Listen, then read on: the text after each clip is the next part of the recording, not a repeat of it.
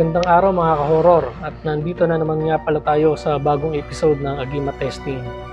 Bali sa video ito, ang ipapakita ko sa inyo ay nanggaling sa isang grupo sa Cebu. At ang gagawin nilang pag-testing ay ipapakita nila kung gaano kakunat ang ibinibigay na kapangyarihan ng kanilang agimat sa kanilang balat. Subalit ang naging resulta ng kanilang pagte-testing ay hindi naging maganda. Bali nga pala ang agimat nila ay nanggagaling sa isang lana. Ito ay nakalagay sa isang bote na may langis at nakapaloob dito ang isang papel na may dasal. So tara mga ka-horror at panoorin natin ang video ito.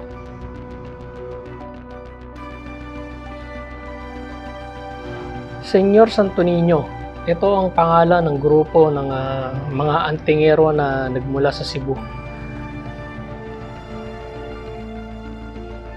Sumikat ang grupo na to dahil sa mga video nilang nagkalat sa YouTube na kung saan ay nagpapakita sila ng pag-testing ng kanilang agimat. Isang matalim na itak ang ginagamit nila at itinataga ito sa braso at binti ng kanilang mga miyembro. Nakatakataka naman talaga na hindi ito naglilikha ng kahit anumang sugat.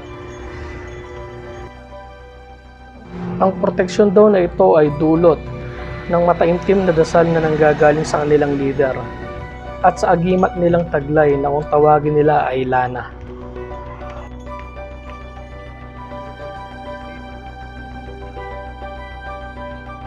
Ito nga mga ka-horror ang ilan sa mga video ng ginawa nilang pag-testing na kumakalat sa social media gaya ng YouTube at Facebook.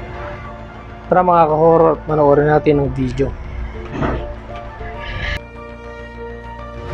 Makikita naman natin mga ka-horror na talaga namang may bisa o angking galing yung kapangyarihan na ibinibigay ng kanila agimat. Kasi totoo naman na hindi sila nasusugatan.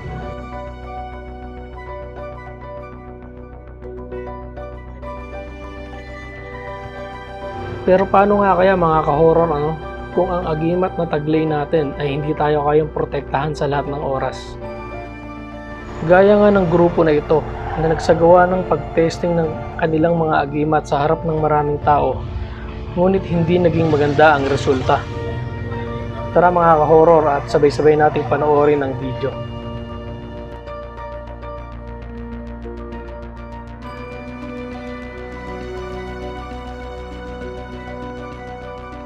Bali makikita natin sa video mga ka-horror yung ginagawa nilang tradisyon ng pag-testing ng agimat. Subalit yun nga, yung isang miyembro nila makikita natin na pagkatapos ng pangatlong pagtaga niya sa braso niya ay may tumulo na dugo. Ibig sabihin ay nagkasugat yung braso niya. Ilan pa nga sa miyembro ng grupo niya ang nagsagawa ng kaparehas na pag-testing ng agimat. Pero kapansin-pansin na matapos nilang gawin ang pagtaga sa kanilang mga braso ay makikita natin na may mga marka at nagkaroon din ng sugat ang braso nila. May paliwanag naman dito mga ka-horror ang ilang miyembro nila kung bakit nangyari ang ganitong sakuna. Medyo power, hindi ba 100 power ba? 100%. Mga 70% power. Nagbigay komento naman ng ilang nakasaksi na tila nagdududa sa kakayanang kayang ibigay ng agimat ng grupo. Hindi 100% na niwala ako. Yung nakita ko na pag ng itak dito, dumugo, naisip ko na hindi yan totoo. Kung totoo yan, bakit nagsugat-sugat lahat dito?